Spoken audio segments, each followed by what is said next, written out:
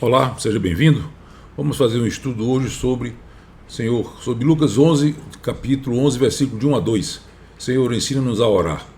Esse estudo é baseado em várias Bíblias. A Ave Maria de Estudo, Sagrada Edições Paulinas do Padre Mato Soares, nova tradução da CNBB, a Bíblia de Jerusalém, também a Bíblia Revista Atualizada, Corrigida, Estudo de Dake, King James, o Lexo Hebraico, Aramaico e Grego, de James Strong, e a versão Lexham English Bible, Hebraico em Grego e Koine. Por que tantas consultas? Porque muitas vezes um texto está obscuro numa determinada Bíblia versão e no outro ele fica bem mais claro. Por quê? Porque usou outra palavra, um sinônimo, e aí clareia o sentido dele, tá certo? A sua Bíblia em Marcos capítulo 10, versículo 51, que fala sobre a cura de um cego em Jericó. Jesus, tomando a palavra, perguntou-lhe: o que queres que eu te faça? Respondeu o cego: que eu veja, ou seja, que eu volte a ver. Por que essa posição? Porque tem muito cego que não quer ver. Eu vi recentemente, circula na internet, um vídeo de um caminhoneiro oferecendo a um pedinte R$ 150 para ajudar a descarregar o caminhão. E ele preferiu não fazer, melhor continuar pedindo esmola na esquina do sinal do semáforo. O Evangelho de João, capítulo 5, 39, diz: vós perscrutais as Escrituras, julgando encontrar nelas a vida eterna. Pois bem, são elas mesmas que dão testemunho de mim, ou são elas mesmas que testificam de mim. O texto bíblico é a Bíblia quem dá testemunho de Jesus. Assim como o rapaz declinou o convite ao trabalho, de forma idêntica existem pessoas que não querem enxergar a verdade contida na Bíblia, por vários motivos. É tradição da família de se determinada igreja, porque não querem contrariar parentes próximos, pais ou mães ou cônjuges, para não perder os benefícios. E eu me lembro de um professor que tinha, que ele era padre, e uma senhora contestou ele que você sabe que está ensinando não é a verdade. E ele falou: se eu mudar meu discurso, quem vai pagar meu plano de saúde? A nossa mensagem de hoje é baseada, como já disse, no Evangelho de Lucas, capítulo 11, versículo de 1 a 2. Diz assim: certa vez estava Jesus num lugar orando, quando terminou, um dos discípulos pediu: Senhor, ensina-nos a orar, como João ensinou os seus discípulos. Respondeu Jesus: quando orardes, dizei: Pai, santificado seja o teu nome, venha o teu reino. Estas versões que eu citei estão na Bíblia do Peregrino, na Bíblia CNBB, na Bíblia Padre Mato Soares e na Bíblia de Jerusalém. Na Bíblia Ave Maria, ela tem uma versão um pouco diferente.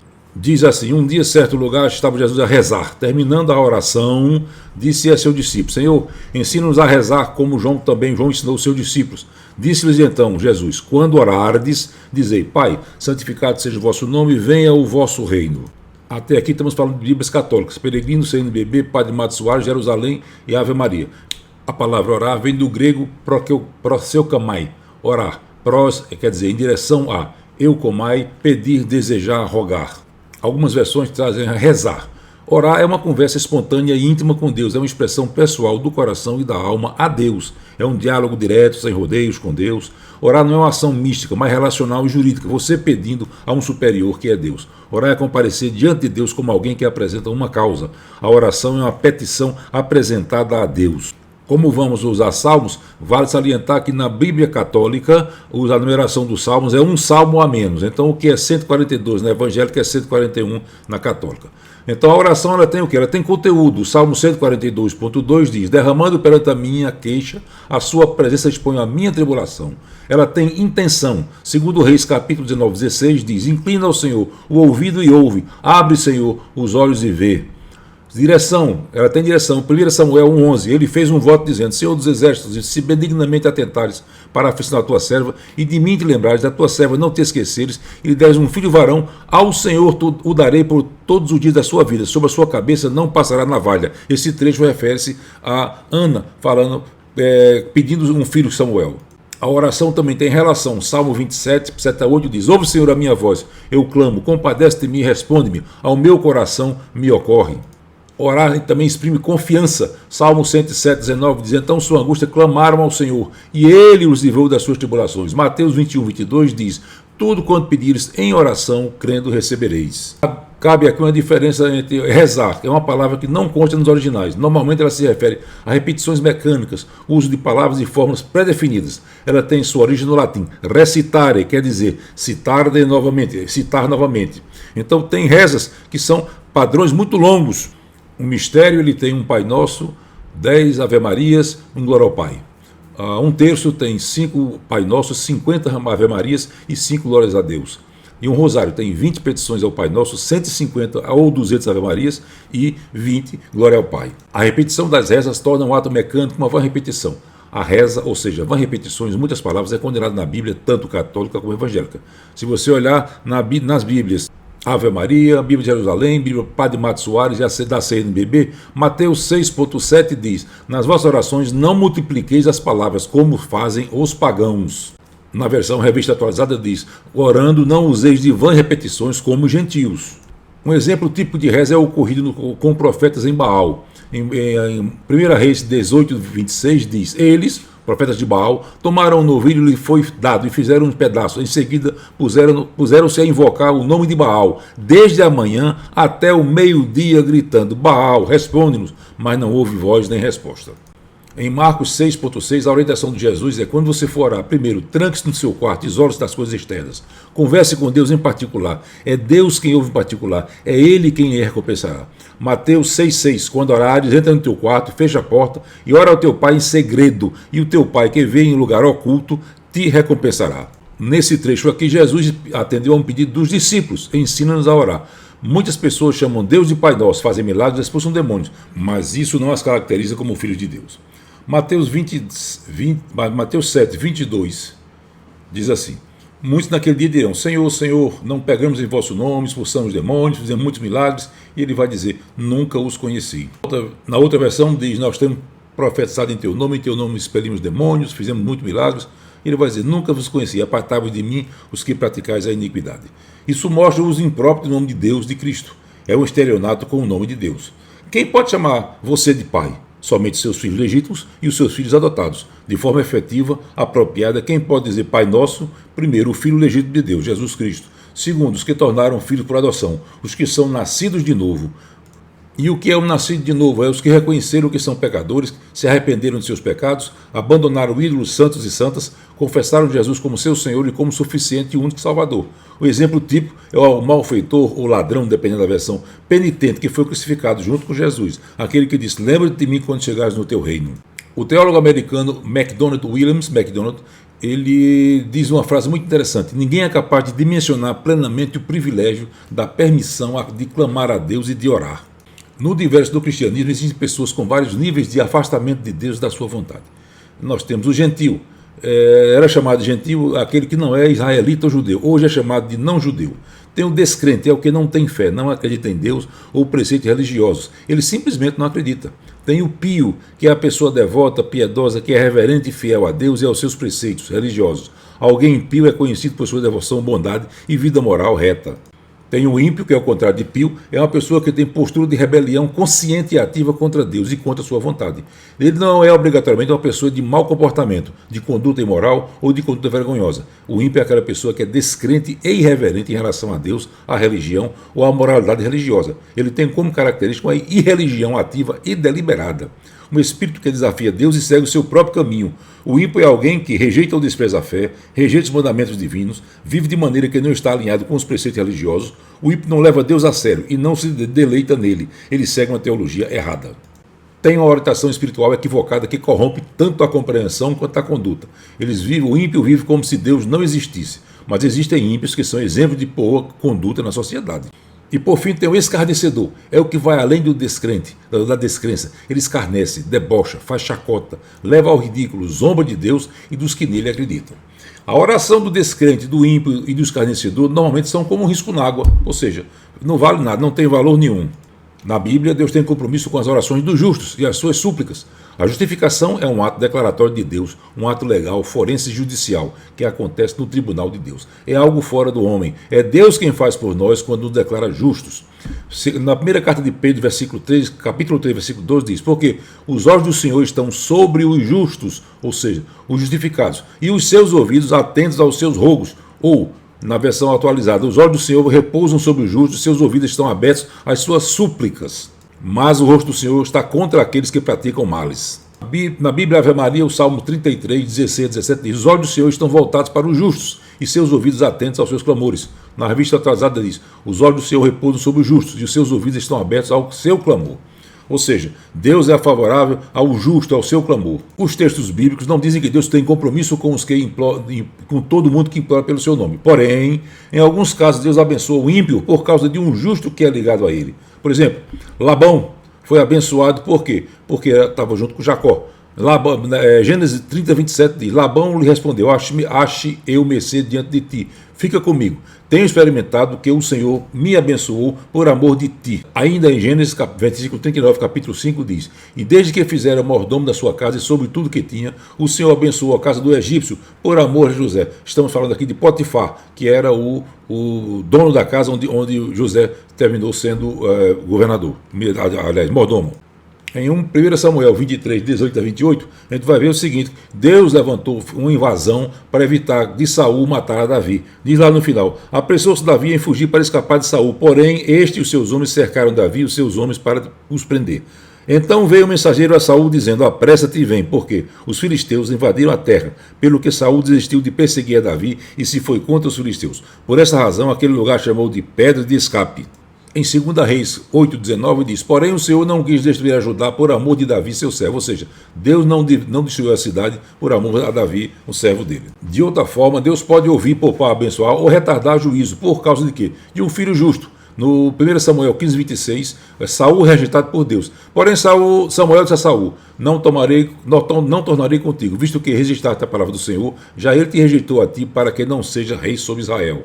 Jonathan fortaleceu a mão de Davi. Em 1 Samuel 23, 16, então se levantou Jonathan, filho de Saul, e foi para Davi a Oreza e lhe fortaleceu a confiança em Deus. Lá na frente, em Samuel 23, 17, Jonathan reconhece Davi como escolhido do Senhor. Diz assim: e lhe diz: não temas, porque a mão de Saul, meu pai, não te achará, porém tu reinarás sobre Israel, e eu serei contigo o segundo, o que também Saul, meu pai, sabe. Saul foi perseguido por Davi. Em 1 Samuel 23, 28, diz assim: pelo que Saul desistiu de perseguir Davi e foi contra os filisteus. Ou seja, aquilo que a passagem que a gente viu agora anteriormente. Vemos também que Deus pode ouvir a oração de um não justificado por causa de um patriarca. Por exemplo, Deus poupa Israel por causa de Abraão, Isaque e Jacó. Êxodo 2, 24 a 25 diz: ouvindo Deus o seu gemido, lembrou-se da sua aliança com Abraão, com Isaque e com Jacó. E viu Deus os filhos de Israel e atentou para a sua condição. Levítico 26, 42 a 45 diz: então me lembrarei da minha aliança com Jacó, e também da minha aliança com Isaque, e também da minha aliança com Abraão, e da terra me lembrarei. E lá na frente diz: nem me aborrecerei deles para consumi-los e invalidar a minha aliança com eles, porque eu sou o Senhor, seu Deus. Antes, por amor deles, me lembrarei da aliança com seus antepassados, que tirei da terra do Egito, à vista das nações, para lhes ser por Deus. Eu sou o Senhor. 2 Reis 8,19 diz: porém o Senhor não quis destruir Judá, por amor de Davi, seu servo. Deus pode atender a oração do ímpio também por causa de alguém inserido no plano eletivo. Deus poupa uma cidade por causa do justo Ló. Gênesis 19, 21 diz: disse-lhe: quanto a isto estou de acordo, para não subverter a cidade em que acaba de falar. Gênesis 19, 29 diz: ao tempo de destruirá as cidades da campina, lembrou-se Deus de Abraão e tirou Ló do meio das ruínas, quando subverteu as cidades em que Ló habitava. Pedro chama Jó de justo. 2 Pedro 2,7 diz: e livrou o justo Ló, afligido pelo procedimento libertino daqueles insubordinados. Muitas vezes, um devoto reza a um santo ou santa pela cura de um ente querido. Ocorre a cura e o devoto atribui a cura ao santo ou santa para quem rezou. Na realidade, foi Deus quem efetuou a cura, por dois motivos. Primeiro motivo, porque o ente querido está entre os eleitos de Deus. Segundo motivo, santos e santas são pessoas mortas, e morto não opera nada, não faz nada. Se você abrir sua Bíblia em Eclesiastes 9,6 diz: amor, ódio e inveja para ele, os mortos, já pereceram. Para sempre não tem eles parte alguma com o que se faz debaixo do sol. Morreu, encerrou a participação do morto com tudo que está acontecendo debaixo do sol. David Dixon diz: assim como os justos oferecem os ouvidos à palavra de Deus, suas promessas e princípios, o Senhor também disponibiliza seus ouvidos aos seus pedidos e desejos, e os seus ouvidos estão abertos ao seu clamor. Diz ainda David Dixon: a única felicidade que os ímpios buscam é acumular riquezas, honras e prazeres do mundo e ter seus nomes apreciados entre os seres humanos após a morte. Existem pessoas que não querem morrer no final de semana porque seu velório e seu sepultamento será acompanhado por poucas pessoas. Tenha em mente que a presença de uma multidão no seu velório apenas mostra o número de seus conhecidos, mas não muda em nada, não altera em nada o seu destino eterno. Deus pode ainda usar o ímpio ou atender ao seu pedido para cumprir a sua vontade nos seus planos. Provérbios 16, 4 diz: o Senhor fez todas as coisas para determinados fins, e até o perverso ele fez para o dia da calamidade. Vale salientar que o reino de Deus é um reino espiritual, não é um reino físico nem político, como esperavam os judeus. Por isso, não se entra no reino de Deus fisicamente, só se entra espiritualmente. O Evangelho de João, capítulo 3, versículos 5 a 8 diz: Respondeu Jesus, em verdade te digo, quem não nascer da água e do Espírito não poderá entrar no reino de Deus. O que nasceu do Espírito é Espírito. A característica do Filho de Deus é que sua obediência é o que está na Bíblia. Em verdade, João 5,24 diz: em verdade vos digo, quem ouve a minha palavra e crê naquele que me enviou, tem a vida eterna. Ainda no Evangelho de João, capítulo 14, 21, diz: aquele que tem os meus mandamentos e os guarda, esse é o que me ama. Na primeira carta de João, capítulo 3, 23, 24, diz: eis o seu mandamento, que creiamos o nome do seu Filho, Jesus Cristo, e nos amemos uns aos outros como ele nos mandou. Quem observa seus mandamentos permanece em Deus e Deus nele. Ou seja, aquele que guarda os seus mandamentos permanece em Deus e Deus nele. E isso conhecemos que ele permanece em nós, pelo Espírito que nos deu. Lá em Romanos 8, versículo 14, diz: pois todos os que são conduzidos pelo Espírito de Deus são filhos de Deus. Outra característica do Filho de Deus é que o Espírito Santo testifica que você é filho de Deus. Romanos 8,16 diz: o Espírito mesmo dá testemunho ao nosso Espírito de que somos filhos de Deus. Ou seja, o próprio Espírito testifica com o nosso Espírito a nossa condição de filho de Deus. O Filho de Deus é guiado pelo Espírito Santo. Ele não guia para ídolos. Se alguém segue ídolos dos santos é porque não tem o selo do Espírito Santo de Deus. Se você tem herança religiosa e não quer se desfazer dela, aí é outro problema. O coração dos que nasceram de novo é ocupado somente por Jesus. Não tem lugar para santos ou santas, porque Deus é exclusivista, não é inclusivista. Isaías 42:8 diz: eu sou o Senhor, esse é o meu nome, ninguém cederei a minha glória, nem a ídolos a minha honra. As pessoas vão, a Bíblia só tem dois caminhos, o céu ou o inferno. Elas vão para o inferno por quê? Porque elas querem ser salvas de acordo com as suas regras. Minha salvação conforme as minhas regras, não as regras de Deus. Elas rejeitam Jesus como Salvador. O Evangelho de João, capítulo 3, 17, 18 diz: pois Deus não enviou o Filho ao mundo para condená-lo, mas para que o mundo seja salvo por ele.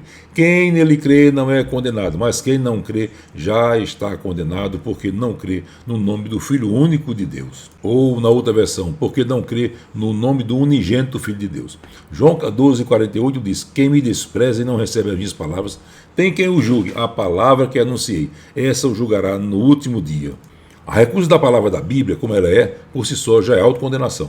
Atos 16:31 disse: disse-lhes, crês no Senhor Jesus, será salvo tu e tua família, ou tu e tua casa. O simples reconhecer e acreditar em Jesus Cristo como Filho de Deus não credencia como Filho de Deus, pois demônios também reconhecem. Marcos 5:7 diz: que queres de mim, Jesus? Filho de Deus Altíssimo, conjuro por Deus, não me atormentes. Ou seja, era um demônio, uma legião de demônios, falando e chamando ele de Filho do Deus Altíssimo. No Evangelho de Lucas 28, ao ver Jesus, prostou-se diante dele e gritou em voz alta: porque me ocupas de mim, Jesus, Filho de Deus Altíssimo? E assim por diante. Lucas 1:32 diz: ele será grande e será chamado Filho do Altíssimo. Lucas 1:32, João 14:6. Deus respondeu: eu sou o caminho, a verdade e a vida. Ninguém vem ao Pai senão por mim. Jesus não disse eu sou um caminho, ele disse eu sou o. O é único. Como já dissemos, o reino de Deus não é deste mundo. Por 5 vezes Jesus cita meu reino. João 18:36 diz: o meu reino não é deste mundo, o meu reino não é daqui. O reino de Jesus não é terreno nem político, é um reino espiritual. Só se entra no reino de Deus mediante ascensão, no caso de Jesus Cristo, Lucas 24:51 e Atos 1:11. E lhe disseram: varões galileus, por que estáis olhando das alturas? Este Jesus que dentre vós foi assunto ao céu virá de modo como o viste subir. Outra forma é o arrebatamento, Elias e dos vivos na época da parousia, quando ele voltar. 2 Reis 2:11 diz: indo eles andando e falando, eis que um carro de fogo com um cavalo de fogo se separou do outro, e Elias subiu ao céu num redemoinho. Quando houver a ressurreição dos que confessaram Cristo como seu único Salvador. Entenda que o homem foi à Lua, mas não foi ao reino de Deus. Ele pode ir a Marte ou outro planeta, mas não alcança o reino de Deus pelos métodos físicos. O reino de Deus não pode ser alcançado por transporte. O reino de Deus não pode ser alcançado por decretos humanos de nenhuma autoridade. O reino de Deus não pode ser alcançado fora da palavra de Deus. A descrença em Jesus, a não entrega pessoal a Jesus, é a verdadeira causa da condenação. Se você coloca algo ou alguém na frente de o mais importante que Deus, este algo ou este alguém é um ídolo. Eu me lembro que quando jovem eu acreditava que uma moeda de $0,5 que eu tinha me protegia e me dava sorte. Um grande engano. Algumas pessoas colocam sua fé nos santos ou santas e nas suas imagens. Leva muitas pessoas a terem nicho, oratório, um panteão. Entenda que os santos não podem nada, porque todos os apóstolos, todos aqueles santos e das santas morreram como todos os mortais. Recentemente o jovem Carlo Acutis foi decretado santo. Ele morreu adolescente, na Itália, um país de primeiro mundo, morreu com leucemia M3, uma leucemia curável, ou seja, mas atribuíram a ele a cura de uma criança no Mato Grosso, alguma coisa desse tipo aí. Aí eu pergunto, como é que uma pessoa que não pôde curar a si próprio vai poder, depois de morto, passar a curar outras pessoas, ou ajudar outras pessoas? Isso não tem o menor sentido. Algum parente seu, depois de morto, voltou para participar de alguma reunião da família? Voltou para dar alguma opinião? Voltou para dar alguma orientação? Não. Morto é morto e não tem nada mais com os vivos. Se o morto pudesse intervir pelos vivos, quem estaria mais capacitado e interessado em intervir por você? Um santo ou uma santa que nunca operou milagre enquanto vivo, que nunca viu, nem você viu e nem ele lhe viu. Ou seu pai ou a sua mãe já falecido. Com certeza seria um parente seu, que teria mais interesse e mais capacidade de operar alguma coisa para você. A Bíblia Católica ela tem um livro que é muito esclarecedor sobre isso aí, sobre idolatria. É o livro de sabedoria, especialmente dos capítulos 13 até o capítulo 15. São 2 capítulos em que eles colocam claramente que os ídolos não são nada. Por exemplo, Sabedoria 13:10 diz: mas são desgraçados e esperam dos imortos aqueles que chamaram de deuses a obra de mãos humanas. O ouro, a prata, artisticamente trabalhadas, figuras de animais, alguma pedra inútil, o que outrora certa mão deu forma. Ainda em Sabedoria 17 até 14:1 diz: mas não se envergonhe de falar ao que é inanimado, e pede saúde ao que é desprezível. O versículo 18 diz: reclama da vida ao que é morto, e procura socorro ao que é débil. E para uma viagem invoca o que não pode andar. Para um lucro, um trabalho, o boesto de uma obra de suas mãos. Pede a força de que nem é capaz de mover as mãos. Outro, por sua vez, que quer navegar e se preocupa para atravessar as impetuosas ondas, invoca um madeiro de pior qualidade que o navio que o leva. Ainda em Sabedoria 15:17 diz: porque eles também tiveram por deuses todos os das nações, que não podem servir dos seus olhos para ver, que não tem nariz para aspirar o ar, nem ouvidos para ouvir, nem os dedos da mão para palpar, e cujos pés são incapazes de andar. Um pouco mais na frente, 16 diz: nenhum homem pode fazer um Deus, mesmo semelhante a si próprio, porque, sendo ele próprio mortal, morto é tudo que produz as suas mãos ímpias. A Bíblia declara que todo homem é morto em delitos e pecados. Se é morto, ele não pode produzir nada. Efésios 2:1 diz: e vós outros estáveis mortos por vossas faltas, pelos pecados. Efésios 2:5 diz: quando estávamos mortos em consequência dos nossos pecados, Deus nos dá vida juntamente com Cristo. Morto não produz nada, um pecador não pode dar origem a um não pecador. Biblicamente falando, a gente sabe que Jesus Cristo foi o criador de tudo. Colossenses 1:16 diz: nele, em Jesus Cristo, foram criadas todas as coisas nos céus e na terra, as criaturas visíveis e as invisíveis, tronos, dominações, principados, potestades, tudo foi criado por ele e para ele. Jesus é o criador de tudo, todo o resto é criatura. Um pintor produz pintura, um escultor produz escultura, o criador produz criatura. Na Bíblia Maria, Marcos 15:16 diz: e disse-lhe, ide por todo mundo e pregar o evangelho a toda criatura. Ou seja, é o criador beneficiando a criatura é tudo e todos que foram criados. Veja só, os animais, bois, cavalos, pedras preciosas, tudo foi criado por Deus. Então, quando você manda pregar o evangelho a toda criatura, você não vai pegar para animal. Porque boi, cavalo e porco não tem capacidade de entendimento. Somente quem tem capacidade de compreender pode receber a mensagem da cruz, ou seja, o homem. E todo aquele que recebe a palavra de Deus vira nova criatura. E 2 Coríntios 5:17 diz: todo aquele que está em Cristo é uma nova criatura. Passou que era velho, eis que tudo se fez novo. O homem natural é criatura de Deus, é pecador, é mentiroso. O homem natural é como alguém que está numa linha ativa do metrô no túnel. Para morrer, basta ficar onde está. Para ser salvo, tem que tomar alguma atitude. Se atirar nos braços de Jesus e confessar Ele como seu único e suficiente Salvador. Na Bíblia Ave Maria, Salmo 55 diz: eis que nasci na culpa e minha mãe concebeu-me no pecado. Na versão evangélica 51:5: eu nasci na iniquidade e em pecado concebeu minha mãe. A Bíblia fala claramente no dia do juízo, em que haverá o reconhecimento dos que são salvos.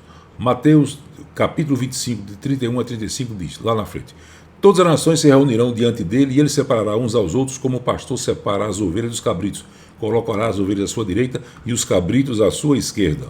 Entenda que o Verbo se fez carne, Deus teve seu unigênito, que é Jesus Cristo. Aos que o receberam, Deus deu o poder de serem feitos filhos por adoção. Passa a ser filho adotivo de Deus. É pura graça de Deus aos que o aceitam. Não é por mérito ou por esforço. Não adianta se esforçar na Semana Santa, se chicotear ou se cortar. Não é por aí o caminho que a Bíblia orienta. Numa adoção, o adotante é quem determina as condições da adoção. Se você vai adotar uma criança, você escolhe o sexo, a idade, a cor da pele, a cor dos olhos. Se vai adotar um animal, você escolhe o sexo, a raça, a cor do pelo. Ou seja, entenda que as condições, quem dá é o adotante, não é o adotado. Somente os que tiveram consciência de que o pecado tem rejeição a Jesus, já a justiça que ele fez a vontade do Pai, e do juízo, a morte, a ressurreição e a ascensão, e derrotou a Satanás. Somente os que passaram pelo novo nascimento têm essa compreensão de pecado, justiça e juízo. Ser filho adotivo de alguém é pura graça de quem adota. Por exemplo, Tom Cruise adotou duas crianças, né? Mas o adotado não escolhe as condições, apenas preenche os requisitos colocados pelo adotante. Você precisa conferir na Bíblia se o que dizem, se o seu líder religioso está de acordo com o texto bíblico. Você tem que reconhecer que é um pecador e se arrepender dos pecados cometidos. Porque sem arrependimento, um pecador, sem reconhecimento de que é um pecador, não há arrependimento. Muitos dizem, mas tem gente muito mais pecadora do que eu. Tem mesmo, com certeza. Você não depende dos outros. Ter menos pecado do que os outros não credencia a ser filho de Deus nem a entrar nos céus. Sem arrependimento não há salvação. E arrependimento não pode ser imposto. Por quê? Porque vem do coração. Entenda que um pecado cometido contra Deus, somente Deus pode perdoar. Ninguém pode perdoar em nome de. Confesse que precisa de perdão de Deus. Reconheça Jesus como seu suficiente Salvador. Agora sim, podemos dizer com propriedade, Pai nosso, e gozar das prerrogativas de ser um filho de Deus nos concede. Nós preenchemos as condições que Deus colocou para ser seu filho. A vinda do Filho do Homem, Jesus, é como uma foto polaroide. Uma vez iniciada, não pode ser interrompida nem modificada. Muita gente diz, preciso primeiro me consertar para então aceitar a Cristo. Deus não manda ninguém se consertar para depois aceitar seu Filho como Salvador. Nem ao malfeitor, naquele ladrão penitente crucificado ao lado de Jesus, ele colocou essa condição. A ordem de Deus é, se arrependa e venha agora como está, mas você não pode ficar e permanecer como veio. As parábolas das 10 virgens mostram muito bem isso aí, as tolas e as prudentes. A vida do Filho do Homem não tem data marcada, nem tem aviso de quando virá. Ele simplesmente virá. Pode ser a qualquer momento. A parábola fala, enquanto foram comprar, porque deram 10 virgens, 5 tinham azeite e outras 5 não. Enquanto foram comprar, veio o esposo, Jesus, e as que estavam preparadas entraram com ele para a sala das bodas, e foi fechada a porta. Mais tarde chegaram também as outras e diziam, Senhor, abre-nos, mas ele respondeu, em verdade vos digo, não vos conheço, vigiai, pois, porque não sabeis nem o dia e nem a hora. Para você entender isso aí, tem um hino chamado 74, hino, venho como estou, diz assim, Senhor Jesus, me achego a ti, tua ira santa mereci, o teu favor estende aqui, aceita um pecador. Aí diz, eu venho como estou, sim, venho como estou, porque Jesus por mim morreu, eu venho como estou. As minhas culpas grandes são, mas tu que não morreste em vão, me podes conceder perdão, aceita um pecador. Ó, vem agora, Salvador, livra-me por teu grande amor, pois tu, Jesus, és meu Senhor, aceita um pecador. Amém. Essa mensagem não teve por objetivo provocar a sua ira, deixar apenas você refletivo, você refletir mais sobre em quem você está colocando a sua fé. Tá certo? Se por acaso essa mensagem tocou o seu coração, se a ficha caiu e você reconheceu que é um pecador e quer se reconciliar com Cristo, quer deixar os seus ídolos para trás, então repita comigo esta oração. Senhor Deus, eu, aí cite seu nome, reconheço que sou um pecador, que não posso ser salvo por meus próprios méritos, que Jesus veio à cruz para salvar os que se arrependem e creem em seu nome. Eu me arrependo dos meus pecados e confesso que preciso do teu perdão. Confesso que quero ser adotado como seu de Deus, Filho de Deus, e assim obter a salvação eterna. Em nome de Jesus eu te peço. Amém. Que Deus abençoe sua família, que essa mensagem faça morada no seu coração. É assim que eu oro ao Senhor. Amém. Apenas uma correção, é que José foi mordomo de Potifar, não foi governador. Lá na frente ele foi governador do Egito. E a outra correção é que Deus poupou a tribo de Judá por amor de Davi. Não é a cidade, é a tribo de Judá.